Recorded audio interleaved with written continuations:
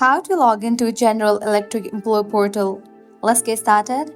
Launch your preferred browser. At the very top, you're gonna see the search box. Over there, type in General Electric Employee Login and then search for it. With that, different website links will appear. Scroll down, navigate to this one website option, myworkdayjobs.com. Open it. With that, you'll be directed to the official website of it. Now, at the top right corner, you're gonna see the option of Sign In. Click on it. You will land to the login page. Now from here you can easily get access to your account. All I have to do is provide the credentials. So go ahead and type in the email address, then type in the password. After you provide the details, click on sign in. In the case you have forgotten your password, you can click on the option of forget your password to recover it.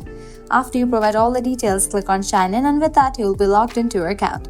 So this way you can easily log into General Electric Employee Portal. In the case you haven't created your account yet, click on the option of create account and go through the process. Well, that's a wrap for this video. At the end, if you guys find this video helpful, don't forget to like, share and subscribe to our channel. Thanks for watching.